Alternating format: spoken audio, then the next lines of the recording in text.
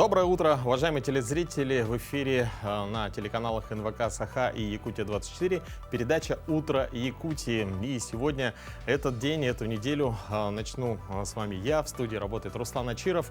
Ну и давайте начнем. На календаре сегодня 22 мая, Николин день. День, когда наши предки считали, что наступает лето. Но об этом мы сегодня, конечно, поговорим более подробно и расскажем обо всем позже. Давайте узнаем, что сегодня мы для вас приготовили. В мире также отмечается День биологического разнообразия. Мы узнаем, какую лепту в это дело вносят отечественные зоопарки. Также в рубрике «Сад и огород» мы поговорим о выращивании и уходе за цветком колиус. Традиционный эфир продолжит наша рубрика «Гороскоп». Узнаем, что советуют звезды на этой неделе. Ну а во втором блоке нашего эфира узнаем о значимости Николина дня для якутян. Так что оставайтесь вместе с нами и не забываем подписаться на наш телеграм-канал «Утро Якутии». И хотелось бы также отметить, проанонсировать, что на этой неделе мы там будем разыгрывать ряд билетов на культурные мероприятия столицы. Поэтому, если ваш телефон сейчас под рукой, смело его берите, находите в телеграме телеграм-канал «Утро Якутии» и подписывайтесь. Ну а сейчас, друзья, я думаю, самое время узнать, какая же погода нас ждет за окном. По сведениям Якутского управления гидрометцентра, сегодня в центральных районах -3, -1 градус. В заречной группе районов -2, +4. В южных +3, +5. В Вилюйской группе -1, 0 градус. В Нижнеленских 4 градуса ниже нуля. В западных районах от 0 до +2.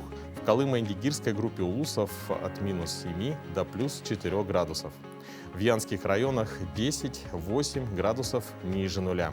А на северо-западе от 11 до 3 градусов ниже нуля. В городе Якутске температура воздуха на 6 часов утра составляла -2 градуса. Атмосферное давление 748 миллиметров ртутного столба. Ветер западный 4 метра в секунду.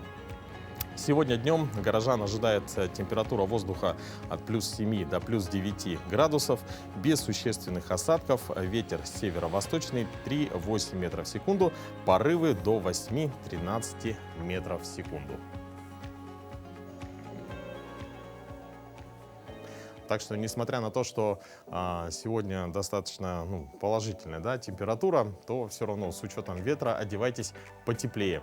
Но я думаю, что многие из вас сейчас только проснулись, собираются еще с мыслями. Ну а просыпаться и вставать утром может быть очень сложно. Ученые используют такой термин, как инерция сна, для описания ощущения усталости и сонливости, которое часто возникает утром. Однако есть способы быстро проснуться и почувствовать себя готовым к новому дню. Сейчас я вам расскажу, как же быстро проснуться. Во-первых, впустите естественный свет. Мозг реагирует на естественный свет, посылая сигналы в нервную систему для повышения температуры тела, выработки гормона под названием кортизол и снижения содержания мелатонина, так называемого гормона сна. То есть в кровотоке его становится меньше. Установите как можно более высокий уровень громкости сигнала будильника, ведь громкий шум, даже если он неприятен, стимулирует выработку адреналина, что временно делает вас более бдительными. Физические упражнения стимулируют выработку эндорфинов, что помогает снизить стресс и тревогу, улучшить кровообращение и повысить бдительность. Также пейте воду. После ночного сна тело обезвоживается, поэтому чувствуется усталость и слабость. Как только вы проснетесь, выпейте просто стакан воды. Некоторые эксперты считают, что питьевая вода утром может вызвать обмен веществ организма и даже помочь сбросить вес. Также используйте обоняние и тактильные ощущения, чтобы утром почувствовать себя бодрым. Понюхайте кофе. Ученые обнаружили, что только аромат кофе может уменьшить последствия лишения сна. Исследования показывают, что не только запах кофе может помочь вам проснуться, но также эфирные масла, такие как мята, эвкалипт или розмарин, могут улучшить ваше субъективное чувство бдительности. Следующий совет – примите холодный душ. Холодный душ поможет вам улучшить кровообращение и почувствовать себя более бдительным. Вот такие вот у нас утренние советы. Я думаю, что они вам помогут. Я, например, могу на своем опыте сказать, что вот действительно стакан прохладной, ну, воды комнатной температуры достаточно хорошо пробуждает. Ну, а про кофе я уже, ну, думаю, тут лишние слова, да, ну, его можно не только понюхать, но я бы посоветовал даже немножко выпить хорошего кофе. Ну, а сегодня у нас, дорогие друзья, как мы уже отметили, отмечается Николин день. А какие еще праздники связаны с этой датой, давайте посмотрим в нашей постоянной рубрике «Даты и события».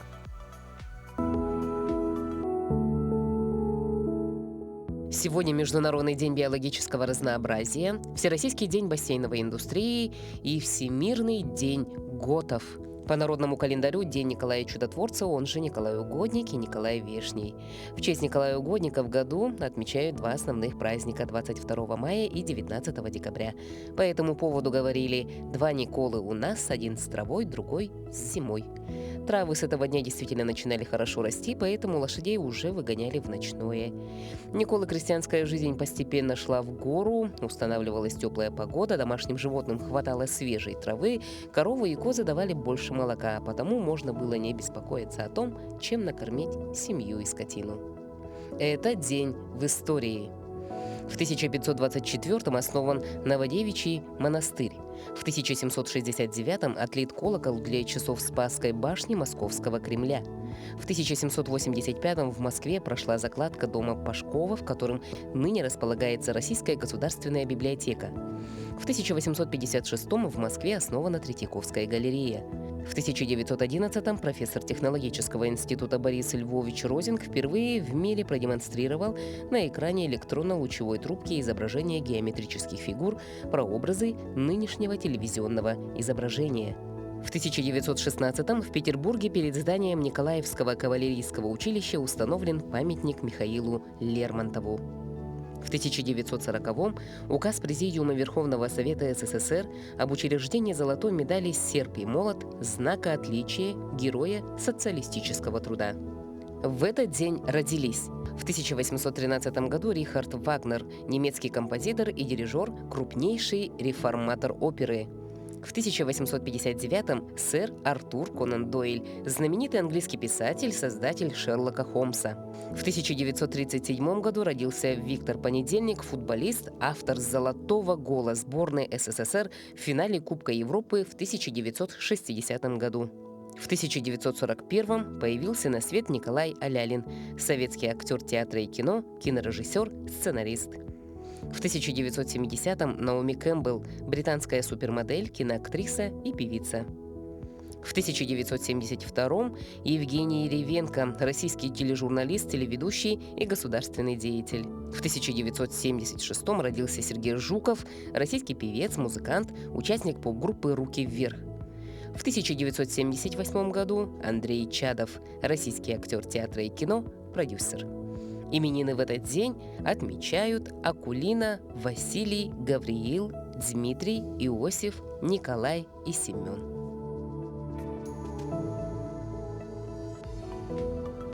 Как уже было сказано, сегодня отмечается Всемирный день биологического разнообразия. И, конечно же, в дело сохранения флоры и фауны большую роль играют зоопарки и особо охраняемые природные заповедники.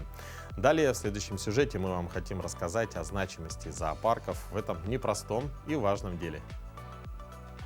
Якутский зоопарк Артодайду был открыт в январе 2001 года и является одним из уникальных учреждений, который работает в экстремальных условиях. Таких аналогов в мире нету. И при этом работает со дня своего образования бесперебойно, внося свой неоценимый вклад в дело сохранения биологического разнообразия республики и страны.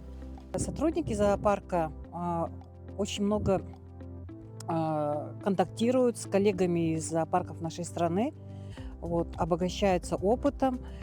Например, наш ветеринарный врач Санников Семен Иванович, он уже много раз участвовал именно в операциях по спасению животных. И, например, таких редких видов, как белый медведь, все знают, наверное, в 2017 году в Среднеколымском районе был обнаружен белый медвежонок, который впоследствии назвали Умка Аяна. И она проходила реабилитацию, то есть она сразу была направлена в Московский зоопарк, а именно Томпо, которая была обнаружена в Джибарике Хая в 2021 году, она была направлена также в Московский зоопарк, где до сих пор и обитает. Да? Вот. И в этих всех операциях участвовал ветеринарный врач зоопарка. Сегодня якутский зоопарк насчитывает 150 различных постояльцев, начиная от редких насекомых, заканчивая крупными хищными млекопитающими. И основная часть из них – это животные и птицы, которые занесены именно в Красную книгу России и Якутии. Мы находимся у вольера белого журавля, по-другому называется стерх. Вот. И здесь у нас находится пара. Пара у нас в этом году собирается размножаться. Вот, видите, да, он очень территориальный, и вот это он охраняет территорию. Да? Почему он нападает или начинает кричать? Посетители часто говорят, что это вот он с нами здоровается или что-то говорит. На самом деле охраняет территорию. И ученые, которые исследуют вот стерха в тундре, рассказывают нам, что их участки, да, гнездовые, где-то диаметром 2-3 километра. То есть они вот очень ревностно защищают свою территорию, никого туда не пускают. Вот. И этот журавль сохранился благодаря в природе, благодаря именно тому, что правительства двух стран создали такую программу по сохранению белого журавля. Это Россия и Китай. Вот. И журавли, значит, гнездятся в тундре якутской, да, и улетают на зимовку в Китай, в основном озеро Паянг. Вот. И сейчас популяция стерха нашего, именно восточного, потому что существовало как бы две популяции, восточная и западная, но вот восточная сохранилась и приумножается благодаря этому природоохранной работе. И сейчас популяция насчитывает 3-4 тысячи уже особей. Вот. И, конечно, это очень отрадно. Наш белый журавль является священной птицей, да, очень народ уважает эту птицу, бережет. И поэтому, благодаря всему этому, да, вот этого журавля удалось сохранить. На сегодня есть два основных подхода к сохранению биоразнообразия. Пассивное – это когда виды сохраняются на особо охраняемых природных территориях. И активное – когда редких животных разводят и содержат в искусственных условиях. Глобальные зоопарки – это как большой Ноев ковчег, филиалы которого разбросаны по всему миру. В них, можно сказать, содержится генетический резерв, в какой-то мере гарантирующий сохранение видов животных. Дмитрий Тымыров, Якутск. Ну а сейчас мы передаем слово нашим коллегам из новостного блока, а именно Сергею Михедову.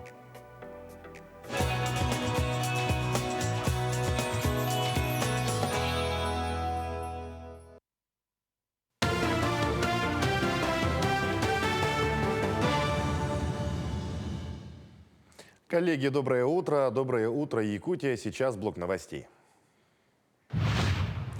ВВП на душу населения в России по итогам прошлого года приблизился к рекорду и вырос на 22%. Так, ВВП на душу населения по итогам прошлого года превысил 15 тысяч долларов, приблизившись к рекордному уровню 2013 года, следует из анализа данных Международного валютного фонда. Среди 100 исследуемых стран в 74 государствах ВВП на душу населения в прошлом году увеличивался. Сильнее всего показатель вырос в Гаяне, Армении, Грузии, Кувейте и на Сейшельских островах. Еще в 25 странах показатель снижался, а при этом 19 из этих стран находятся в Европе. Культурное и национальное многообразие – это всепобеждающая сила России, подчеркнул президент Владимир Путин, выступая на Совете по межнациональным отношениям. Вызовы, с которыми мы с вами столкнулись, показали, наоборот, что это наша сила, особая всепобеждающая сила России, отметил Путин. Он напомнил, что доброе, искреннее отношение народов России друг к другу формировалось на протяжении многих веков. В истории нашего многонационального народа за 1000 лет, конечно, все было как в любой семье, и ссоры, и размолвки, и противоречия, иначе и быть не может, заметил президент. Глава Мирнинского района Александр Басыров и мэр Мирного Алексей Тонких навестили супругу военнослужащего. Гости пришли не с пустыми руками. 3-летнему Арсению подарили игрушечных динозавров, а его маме новый холодильник от Айсена Николаева. Глава не смог лично приехать. Подарок оказался как нельзя кстати. Старый холодильник недавно сломался. Сегодня в Якутии помощь семьям мобилизованных является приоритетом. Мы сейчас понимаем, в какой вы ситуации находитесь. Вот. И я хочу, чтобы вы могли на нас рассчитывать. И в любой момент, если что-то будет необходимо, нужно, там, обращались напрямую. Елена Иранова сама недавно была активисткой волонтерского штаба Народного актива, который помогает мобилизованным. Теперь она ждет второго ребенка. По словам молодой мамы, семья получила все необходимые меры соцподдержки. Глава семьи недавно побывал дома в положенном отпуске. Надеемся, что сейчас отпустят во второй отпуск по случаю рождения. Ну и как бы будут встречать уже полным комплектом и папа, и власти города обещали присутствовать при выписке. В Якутии снимут фильм про триумф якутских борцов на Олимпийских играх. Картина посвящена 95-летнему юбилею заслуженного тренера по вольной борьбе Дмитрия Коркина. Команда молодых кинематографистов из компании «Сайсар» и «Синема» уже приступила к съемкам художественного фильма в жанре спортивной драмы. Режиссер картины Михаил Лукачевский, автор сценария Алексей Амбросьев. Отмечается, что впервые в истории якутского кинематографа планируют полностью воссоздать с помощью компьютерной графики стадион в Монреале в 1976 года по специальной технологии, а также используют специальную камеру, имеющую рапидные способы съемок спортивной видеокартинки. Данная камера может снимать и 300 кадров в секунду, и 120, и как бы, да, ну, до 300 кадров в секунду. Это нам позволяет как бы качественно сделать замедленные съемки. А также мы вот уже 2 месяца как начали делать 3D-визуализацию Монреальского стадиона. И вот здесь вот ковер снимаем, и у нас уже как бы на фоне будет полностью большой зал, большая арена с полным людьми, да, которые болеют за наших ребят.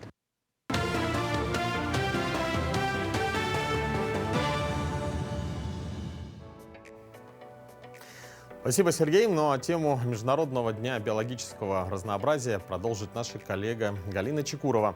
Она на прошлой неделе встретилась с учеными из Института биологии, где поговорила об исчезающих животных и птицах и вообще в целом какая работа ведется по их сохранению. Сегодня в мире отмечается Международный день биологического разнообразия. И сегодня у нас в гостях Евгений Шемякин, старший научный сотрудник, кандидат биологических наук Института биологии Российской академии наук. Доброе утро, Евгений. Ну, расскажите, пожалуйста, насколько наш регион богат своей биологической разнообразием и значимость биологических ресурсов у нас для страны? Доброе утро. У нас на территории Якутии относительно высокое обилие разнообразия животных. Он находится на нескольких природных зонах. Здесь и высоко обилие как птиц, млекопитающих, насекомых и вот этих вот животных. И у нас остаются до сих пор белые пятна, например, так называемые белые пятна, где еще нога ученых, например, не ступала. Так как я орнитолог, мы ежегодно находим новые виды птиц. Так, например, в Западной Якутии тоже на определенных участках реки Лены, в верховьях, получается, в районе Ленского района, ежегодно нами наблюдаются новые виды. Еще до сих пор идет расселение некоторых видов в сторону севера. Например, это у нас появился такая птица, как зяблик. Это европейский вид. В Ленском районе он уже начал гнездиться. Потом у нас появились кулички редкие, виды, которые связаны именно со степями. Это, например, в Центральной Азии до сих пор идет засуха. И из-за этой засухи начинают сюда прилетать к нам сухолюбивые виды птиц, которые начинают, так сказать, расширять ареал, так называемый номадный образ жизни ведут. Эти виды сюда у нас начинают проникать, гнездиться. Ну и когда, видимо, у них в Центральной Азии все нормализуется, они обратно к себе прилетят. Ну, у нас очень большая республика, да, и, конечно, и у нас и климат меняется, и какие животные исчезли из карты Якутии, и какие, ну, причины этому исчезновению послужили? Здесь тоже несколько есть вариантов. Вообще, вот я как орнитолог тоже могу подсказать то, что и вот сейчас вот есть ряд видов, которые исчезли. Это, ну, так же, как ну, вот по птицам, да, был такой соколок, копчик, он гнездился на Сунтарской излучине. Это мелкий соколок. И до 60-х годов этот вид в норме обитал в районе вот Сунтарского района. И до сих пор, ну, где-то вот до 70-х, до 60-х годов он в норме гнездился, а потом резко исчез. И до сих пор мы его найти не можем. Причина в чем? Причину мы пока еще конкретно выяснить не смогли. Ежегодно ездим. В те времена, вот в 70-х, 80-х годах активно использовали ДДТ. Есть такой вот препарат, который послужил вот сокращению численности многих хищных видов птиц. Например, тогда вот упала численность сокола сапсана, беркута, вот эти вот виды пострадали от этого препарата. Этот препарат повлиял именно на толщину скорлупы яиц. Вот этот вот препарат, он очень стал тонкий, как пленка, и структура яйца она не выдерживала, и она просто-напросто лопалась. Сейчас этот препарат уже не используют. И сейчас вот эти вот виды, вот сапсан, беркут, начинают вот восстанавливаться численности. Сейчас мы работаем тоже по некоторым другим редким видам. Это вот гусь-пискулька вместе с акционерной компанией «Алроса». Мы сохраняем этот вид. Было этого вида около 65 тысяч до 90-х годов. Потом произошло резкое вот падение численности на местах зимовок. Сейчас насчитывается по публикациям наших коллег с Китая, что численность этого вида составляет около 4,5 тысяч. Это сумасшедший вот, дикий процент численности упал этого вида редкого гуся-пискульки. На численность повлияла бассейн реки Янзы, установка плотины на Янзы в бассейне этой речки. Там есть озеро Дунтин и озеро Паянху, там, где и живут наши стерхи. Эта плотина, получается, искусственно повышает воду. Те кормовые ресурсы, которыми они питались, получается, ушли под воду, и стал этим гусям дефицит, получается, кормовой базы в их местах зимовок. А вот, получается, вы сказали сапсан, беркут, да, можно ли их отнести как исчезающий вид? К исчезающим видам навряд ли можно отнести. Скорее всего, можно к исчезающим видам отнести такого редкого, тоже сокола, это кречет. Кречет, получается, это у нас такой арктический вид, который в основном по северной тайге у нас обитает. Основная причина снижения численности этого редкого вида – это, получается, браконьерство. Собирают яйца птенцов этих птиц и продают в различные вот, страны, особенно вот, в район Арабских Эмиратов. Эти птицы у нас, получается, пользуются большим спросом среди шейхов, так как у них традиционная охота, и они покупают за очень такие вот достаточно большую сумму вот эту птицу, потому что из природы птица еще более ценится, и здесь вот факт браконьерства конкретно. А какие работы ведутся для сохранения этой популяции и, так скажем, увеличения? Именно по кречету, получается, у нас вообще на территории Якутии, благодаря Михаилу Ефимовичу Николаеву, создана огромная сеть особо охраняемых природных территорий, которая позволяет сохранить вот эти места. Работает инспекция охраны природы, Здесь надо отразить благодарность Министерству экологии, которые все это контролируют. И получается благодаря этому. Но тем не менее, конечно, все равно остаются участки обитания вот этих птиц, где производится до сих пор сбор яиц и получается птенцов с этих мест. Потому что огромная территория, конечно же, все сотрудники инспекции охраны природы не смогут проверять вот эти вот гнезда. Спасибо большое за информацию.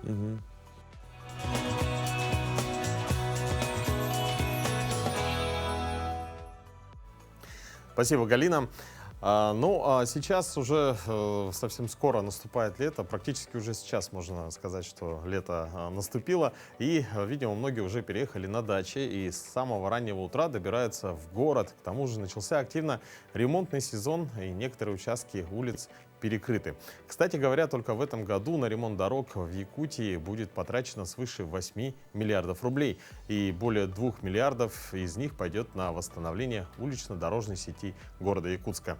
Хорошо, конечно, что дороги и улицы ремонтируются и приводятся в нормативное состояние. Не везде в районах и городах дела обстоят одинаково. Где-то похуже, где-то получше. От чего это зависит и как местные власти и сами жители могут повлиять на решение данной проблемы, узнавали мои коллеги. В списке наиболее острых проблем города Томмот на встречах с властями жители чаще всего называют плохие дороги и отсутствие их ремонта. Каждый год уплачивается налог на автомобиль. Также берется налог, когда я заправляюсь на АЗС. Ну а дороги делаются крайне редко, и даже ямочный ремонт для нас это редкость. И, можно сказать, никто за этим не следит, ни за качеством, ни за чем. Вон ямочки, сколько ямочек на дорогах. Надо, обязательно надо. И маленькие улицы обязательно надо асфальтировать, не только центральные. В поселке требует ремонта порядка 25 улиц, еще 10 нужно заасфальтировать. Проблемы не решались годами. Предыдущая администрация в конкурсах на ремонт дорог не участвовала, а проектно-сметная документация на них и вовсе отсутствовала. Только в прошлом году местные власти добились выделения субсидий на ремонт 2 улиц и в этом году еще одной. Конечно, этого недостаточно, чтобы сразу исправить ситуацию. К тому же самой сложной оказалась проблема водоотведения. Именно талая вода каждый год нещадно разрушает дороги. По улице Нагорная было каждую весну проблема, то, что вода бежит по асфальту. В прошлом году мы начали это асфальтирование. В этом году нам осталось только положить трубы в 2 местах, и это будет канава готова. То есть в дальнейшем вот все улицы, которые мы сейчас планируем асфальтировать, да и где у нас сейчас вот показывает весна проблемные моменты есть, нам нужно будет запланированные работы по где-то восстановлению, а где-то по отрывке канав для того, чтобы вода уходила из города. И такая картина не только в Томмоте. В селе Хара Мегино-Кангаласского улуса дороги размывают подземные воды.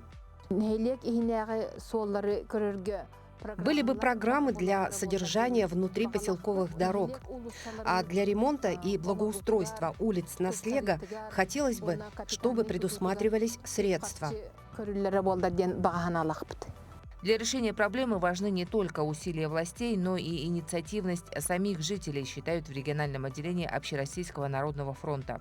Жители должны определить, какие дороги в первую очередь им надо делать. Если это с твердым покрытием, то это в бюджете должно и региональном, и городском, и в поселковых советах в бюджете должно быть эти деньги заложены заранее.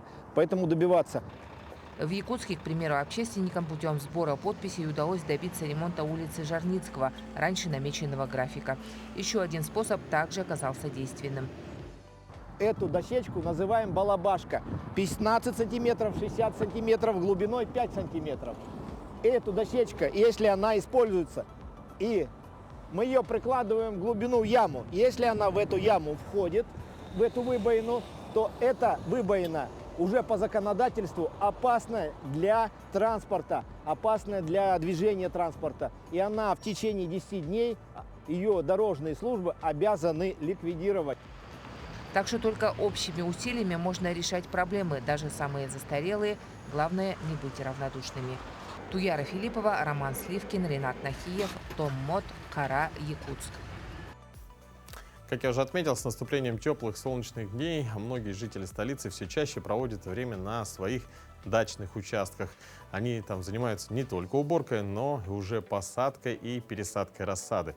Ну а кто-то и вовсе сажает цветы для клумб, украшая свои участки. Сегодня в нашей рубрике «Сад и огород» мы вам расскажем о колиусе. Это такое растение, которое можно выращивать как в комнатных условиях, так и на клумбе в приусадебном участке. Вот вы заметили, да, колиусы стали буквально недавно распространяться благодаря ландшафтному дизайну Натальи Цукан, я так считаю, что это ее, она привнесла вот эти вот колиусы, они очень хорошо украшают именно композиции цветочные. Колиусы очень хорошо смотрятся как в кашпо, так и, например, в цветниках и прекрасно дополняют. Чем хорош колиус? Он очень неприхотлив, он также очень хорошо размножается черенками, он, в принципе, не болеет и очень красиво выстраивает композицию. Например, первый ряд колиусы, сзади, например, более крупные цветы и так далее. Или, например, чередовать. У колиусов они все разные, имеют очень разную, смотрите, расцветку. Да, вот здесь просто как будто бы крапинка. Да, красные прожилки, да, вот да, здесь. Вот смотрите. Вот смотрите. Здесь, например, смотрите, колиус полностью бордовый. Да. И когда вот, например, вы скомпонуете со своими цветами, то есть... правильно скомпонуете, да, грамотно, то тогда будет красиво, да? Будет очень красиво. Колиус разрастается шапкой, его также необходимо стричь, его также необходимо прищипывать, и тогда у вас будет очень хороший, мощный кустик. И вот смотрите, Дарья и уважаемые садоводы-любители, опять-таки, для того, чтобы нам получить посевной материал бесплатный. У нас так хорошо вырос уже колиус, вытянулся уже. Длинненький, вон мы видим. Его не жалейте стричь, потому что все это вырастет, все обрастет. И колиус, как раз как и петуния ампельная, они требуют как раз таки прищипки и, значит, обрезки. После этого это стимулирует рост боковых побегов, и что означает, что будет больше листвы, будет больше зелени. То есть не боимся, да? Не боимся, режем. Так. Ну, давайте, вот, видите, да, вот посюда тогда режьте. Так, отрезаем. Так, все, вот мы отрезали. Опять-таки мы здесь убираем боковые листья, чтобы они не брали на себя влагу. Вот эти вот листья, которые у вас, если они у вас разрослись, вы можете, вот так. Да, вот прямо не жалейте, порежьте. Он все равно разрастется, зато вот не будет силы тратить на образование листа. Все силы будут уходить в корень. Подготовленную землю, это верховой торф. Давай, Верочка, помогаем мамочке. Давай. Делаем углубление. Так. Да. И давай сажай. И садим.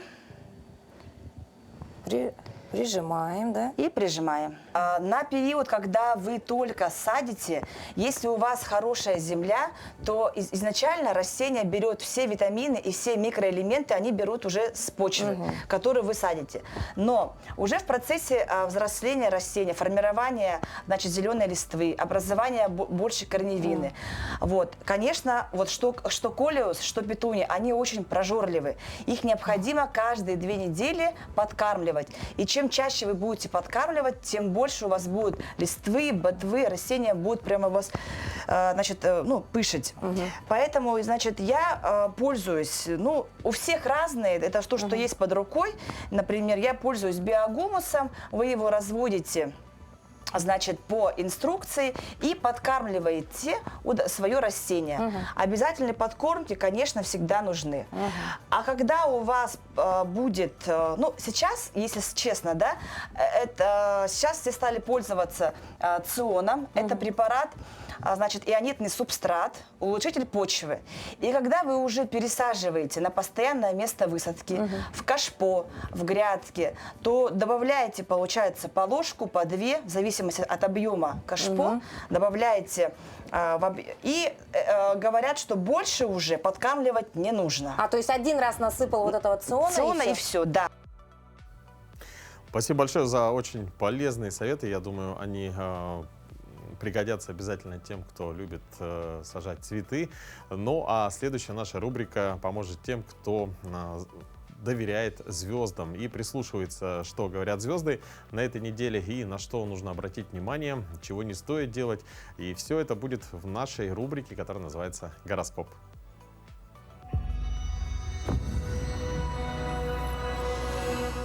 Овны. Овнам на этой неделе следует держать ухо востро при общении с не очень близкими родственниками. Есть риск, что кто-то из них преследует в отношении вас корыстные цели. В остальном ситуации, способных выбить из колеи, не предвидится. Поездки и покупки будут удачными. Тельцы. Тельцов на этой неделе будут тревожить сугубо личные переживания. Вероятен конфликт в семье, разлад с любимым человеком. Не загоняйте ситуацию вглубь, а постарайтесь сразу же ее прояснить и уладить. В работе стрессовых ситуаций не ожидается. Однако не стоит сейчас слишком откровенничать с коллегами. Близнецы. Близнецы на этой неделе смогут вполне насладиться теплом дружеских встреч, а любовное свидание подарит им массу незабываемых впечатлений и фейерверк эмоций. На работе предстоит некий утомительный диалог с начальством. Держите во время него контроль над своими словами, так как исход этой беседы может предопределить ваше дальнейшее профессиональное будущее. Раки. Главной заботой раков на этой неделе может стать физический недуг или сложное психологическое состояние кого-то из близких, с головой погрузившись в помощь и в поддержку родному человеку. Постарайтесь, однако, не пропустить шанс, связанный с вашей карьерой. Он сейчас весьма велик. Львы. Львам на этой неделе звезды не рекомендуют разбрасываться громкими заявлениями. Не следует также делать что-либо на слабо, кому-то назло или пытаясь доказать свою значимость. В середине периода можно ожидать небольших поступлений в бюджет, возврата давнего долга или оплаты за исполненную ранее работу. Девы. Девы на этой неделе не застрахованы от сенсационных неожиданностей. Не беспокойтесь, все они будут иметь позитивный характер и приведут к улучшению вашей жизни. Тем, кто сражается за карьерный успех, не стоит сейчас отказываться от трудных и малоприятных проектов. Весы. Весам на этой неделе есть смысл громко заявить о себе на работе. Именно от активности и напора будет сейчас зависеть ваш профессиональный успех. Ну а тем, кто занимается бизнесом, робость и сомнения в собственных силах тем более противопоказаны. Скорпионы. Не сравнивайте себя с окружающими. Не выискивайте, что у них лучше и чего больше. И неделя пройдет замечательно. Тем более, что скорпионы в этот период и сами на высоте. На работе успехи и похвалы коллег и начальства. Дома мир, лад и приятные сюрпризы от родных и близких. Стрельцы. Стрельцам на этой неделе не рекомендуется слушаться ничьих советов. Действуйте в соответствии с собственным здравым смыслом, и все будет хорошо. При этом и сами следите за тем, что и как будете говорить, а в большинстве случаев старайтесь вообще промолчать. Козероги. Козероги на этой неделе будут склонны проявлять чрезмерно большой интерес к жизни посторонних людей. Следите за тем, чтобы ваше любопытство не перешло все допустимые рамки. В остальном пока ничего нового не предвидится. И дома, и на работе будет присутствовать эффект дежавю. Водолеи. Многие водолеи на этой неделе могут позволить себе полениться. Расслабленность и в делах, и в мыслях – лучший способ укрыться от нерешенных проблем. Тем более, что и без вашего вмешательства значительно их часть разрешится сама собой. Но внимание, это совершенно не относится к тем, кто увяз в кредитах и прочих долгах. Им наоборот надо шевелиться и поворачиваться, ведь сейчас удачное время, чтобы погасить некоторые из них. Рыбы. Рыбам на этой неделе не стоит уповать исключительно на удачу. Бездействие сейчас равносильно добровольному признанию поражения, особенно в профессиональных делах. Громко заявите о своих амбициях, не бойтесь взять на себя дополнительные полномочия. Семейная же жизнь, напротив, обещает порадовать спокойствием и тишиной.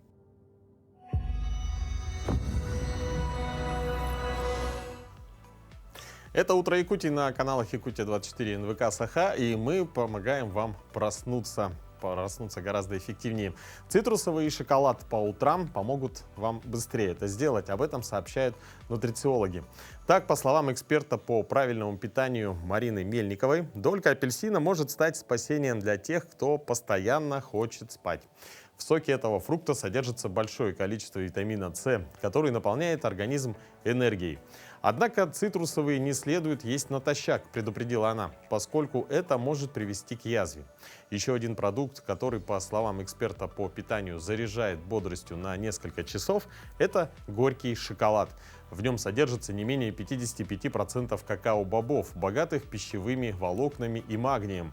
А этот элемент способствует высвобождению эндорфинов, гормонов счастья и серотонина, необходимого для борьбы со стрессом, объяснила действие шоколада на организм Мельникова.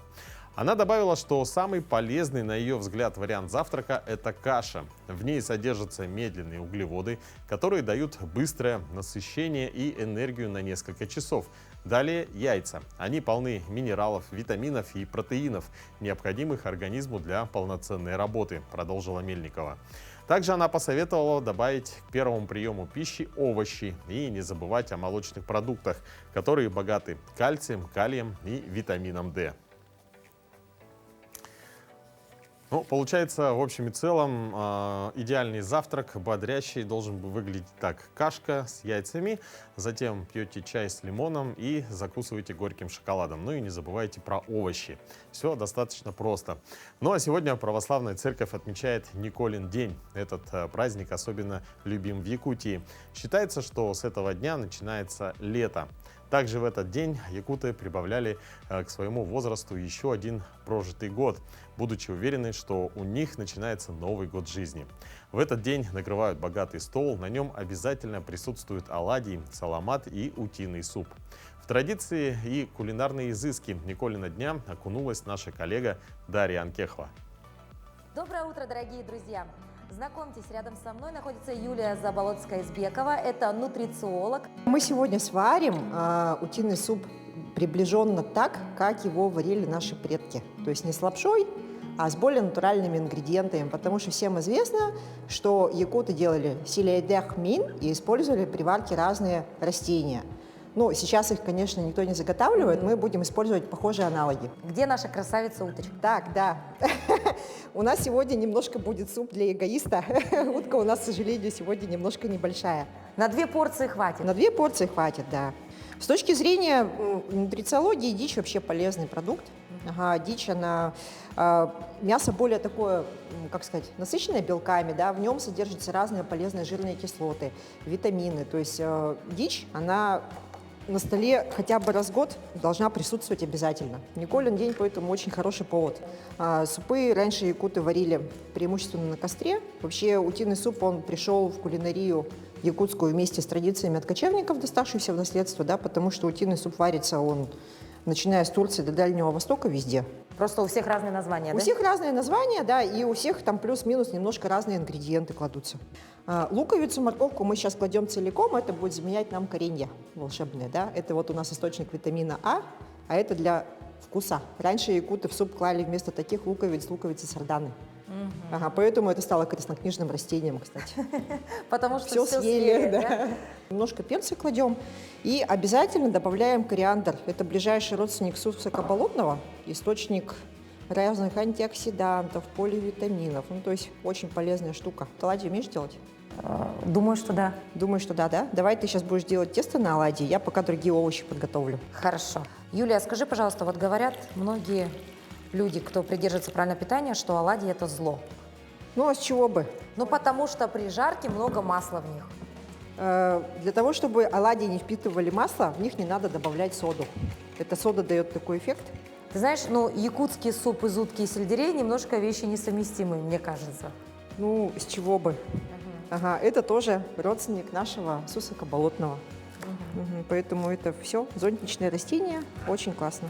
Да, якуты готовили силейдэх мин, причем в качестве наполнителя сели использовалась не пшеничная мука, а муку, которую добывали из корней того же сусака болотного, либо муку из заболони.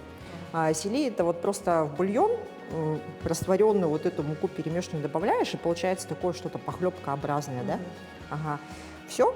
Сегодня у нас замена этому будет приближенный вариант, это булгур, вот по насыщенности макроэлементов, потому что и сусак, и заболонь, они очень сильно отличаются по химическому составу от пшеничной муки, которую мы потребляем сейчас. Они в своем составе имели, допустим, там пробиотики, да, это пищевые волокна, повышенное содержание белков, Заболонь вообще крутая, потому что в ней есть лигнин и гемицеллюлоза. Сейчас такие виды пищевых добавок можно только в аптеке купить. Да, то есть их в привычной жизни практически не стало. Добавим еще немножко сладкого перца, потому что болгарский перец, он просто придает вкус блюду дополнительный. Ну, для того, чтобы стала более насыщенной, содержательная часть композиции супа. Прошло минут 10. Для этой утки этого достаточно, она очень мелкая. Была бы крупная, варили бы дольше, а так из нее все выварится. Засыпаем теперь все вместе, потому что время варки вот при такой нарезке примерно будет одинаковое у булгура и вот этих запчастей. Все, суп уже готов. Вы, кстати, обратили внимание, что я его не солила. Почему? Потому что мясо, его нельзя солить при варке. Его нужно досаливать после того, как оно готово полностью. Наш ужин готов. С праздником, дорогие друзья, с Николиным днем. Всегда старайтесь кушать вкусно, это очень полезно. Всех с праздником и приятного аппетита!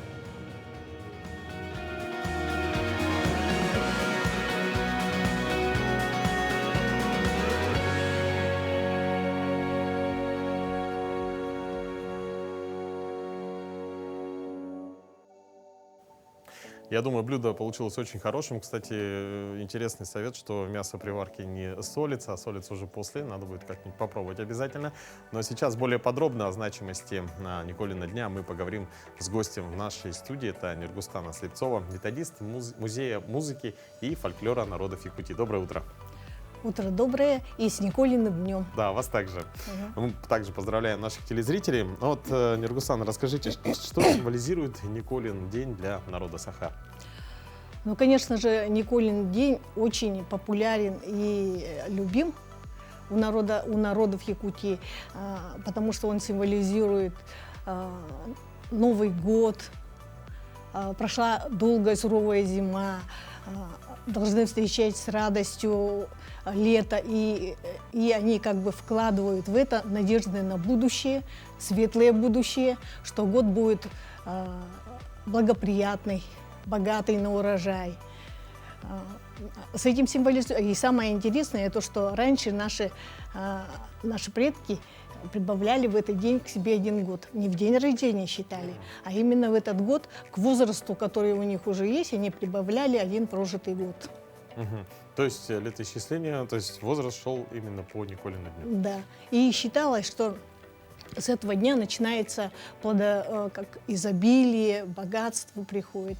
И поэтому все надежды вкладывались, и в этот день у людей, чем лучше было настроение, должны были встречать его с хорошим настроением. А как готовиться к этому празднику? Ну, там готовиться обычно, наверное, накануне должны привести, самое главное, свои мысли в порядок. Должен быть порядок в доме и на территории. Обычно проводят уборку, заготавливают продукты на завтрашний день к столу, чтобы готовить. И, конечно же, настроение уже, чтобы проснуться с хорошим настроением. А что в целом вот делать нужно в этот день? Вот что, может быть, есть какие-то традиции обязательные? Ну, традиционно раньше украшали солома территорию, да? Но сейчас в условиях города, конечно, этого сделать невозможно. Но вот то, что, например, вчера было задумано накануне, да, но не закончили там с уборкой, что-то доводят до конца. И, конечно же, больше времени уходит на приготовление обязательных блюд и богатого стола. Основными блюдами в этот день были саламат, утиный суп и оладьи, конечно же. А как думаете, почему именно утиный суп? Вот, Ну, потому что совпадало в это время, начиналась охота. И чем богаче был урожай на водоплавающих, тем, конечно же, богаче был и стол. А есть ли какие-то приметы, вот, которые связаны именно с этим днем, с Николиным днем? Конечно же. Самая главная большая примета считалась, что если пойдет дождь в Николин день, то будет год богатый на хорошие события. То есть если дождь? Да, если дождь, то хорошие события. Ну, там не обязательно урожай и все, а вообще благоприятный год будет. А если даже и не будет, то год будет обычный, умеренный. А я вижу, что вы еще с собой принесли. Да, что-то. я еще хотела сказать, что вообще наши предки очень большое значение придавали дождю.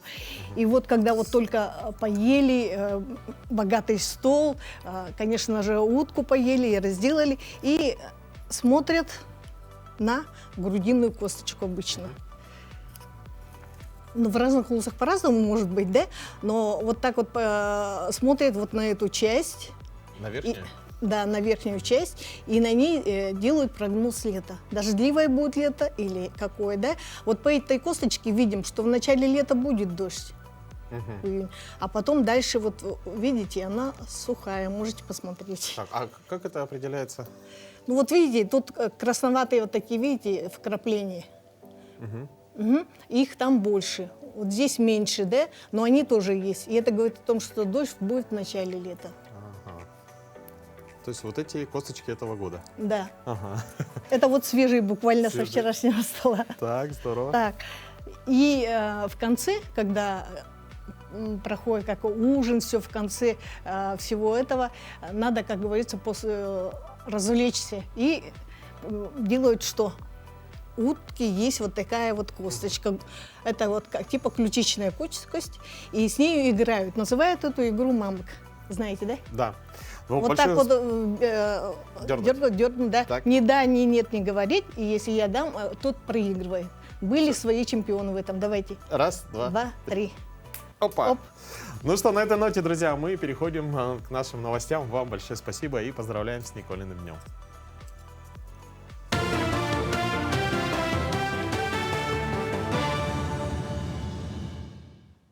Якутия, доброе утро. Далее предлагаем блок новостей. Российские регионы должны организовать лечение и соцподдержку тех солдат и офицеров, которые переводятся из военных госпиталей в гражданские учреждения, заявил премьер Михаил Мишустин. По его словам, эта работа должна быть переведена вместе с Минздравом и Минтрудом. В рамках Координационного совета важно продолжить мониторинг качества и полноты оказания всех надлежащих медицинских услуг, сказал Мишустин на Координационном совете по обеспечению потребностей вооруженных сил, других войск, воинских формирований и органов. Также правительство усовершенствует меры поддержки промышленности. Минэкономразвития с участием аналитического центра при правительстве нужно до 20 июля проанализировать действующие механизмы поддержки промышленности и представить предложения по их совершенствованию. Соответствующее поручение дал премьер Михаил Мишустин. Сделать анализ нужно, исходя из необходимости использования прежде всего мер, направленных на консолидацию спроса, применение принципов проектного финансирования государственно-частного партнерства и создания на территории страны добавленной стоимости по критически важным технологиям и оборудованию, говорится в сообщении. Минстрой намерен к следующему году внести изменения в строительные нормативы в области строительства деревянных многоэтажек. Ожидается, что будут внедрены правила возведения таких домов до 12 этажей. В этом году запланированы различные опыты и исследования насчет строительства деревянных домов. Разрабатывают первые такие проекты. Среди них гостиничные комплексы в Москве, Московской и Иркутской областях, в Карелии и на Кавказе. По маршруту Якутск-Нижний Бестях на реке Лени перевозят пассажиров 20 судов «Хибус» и 7 аэроботов «Тайфун». Перевозки стартуют здесь 2-го микрорайона. Со стороны Нижнего Бестяха подход к береговой полосе затруднен из-за большого количества льда. Перевозки идут с малой загрузкой судов до 5-6 пассажиров с учетом соблюдения требований безопасности. Основными перевозчиками являются компании «Ленаводсервис», «Ленатранс», а также индивидуальные предприниматели. Финал конкурса «Певчая весна» состоялся в Музее музыки. Он посвящен Международному дню водных ресурсов в республике, поэтому главным условием было спеть песню про реку. Конкурс проходил заочно. Всего в нем приняли участие более 100 человек из районов республики. Гран-при конкурса получил юный участник из Амгинского улуса, села Сулгача Юлиан Матвеев. Напомним, конкурс «Певчая весна» проводится 3-й раз. В нем могли принимать участие все желающие в возрасте от 6 лет и старше. Тропу испытаний для самых смелых прошли школьники Якутска. Игра проводится в столице с 2005 года. В этом году в ней приняли участие более 150 ребят от 14 лет и старше из 13 образовательных учреждений и детских общественных организаций. Сначала каждая команда представила на суд жюри визитку в виде танца и речевки. Затем они приступили к самому ответственному игре на местности. Ребята проходят испытания по 5 станциям. Каждую станцию они находят с помощью карты и компаса, а затем выполняют задания. Мы сюда приехали на автобусе, потом дошли пешком до горы. Ну, здесь очень красивый вид, если смотреть сверху. Ребята очень позитивные, все танцуют, поют, у каждого свои визитки, свои команды. Все очень красочные, такие творческие ребята, это очень видно по ним. Объекты для проведения национального праздника построят в селе Тамтора Миконского района в установленные сроки. И работают бригады из районов республики. Так, основной символ ИСЭХа Ал-Лукмас возводят 5 опытных мастеров из Татинского района. Бригады из 3-4 человек сооружают зрительскую трибуну из металлоконструкций, строят балаган для детей лонхасутов. Мастера из села Нюмигунцы устанавливают СРГ, праздничную канавязь ИСЭХа. Местные жители реставрируют дом Чисхана. По словам строителей, они обеспечены материалами, для них созданы все условия для проживания и питания. К текущему часу это все новости. Всего доброго и удачного дня.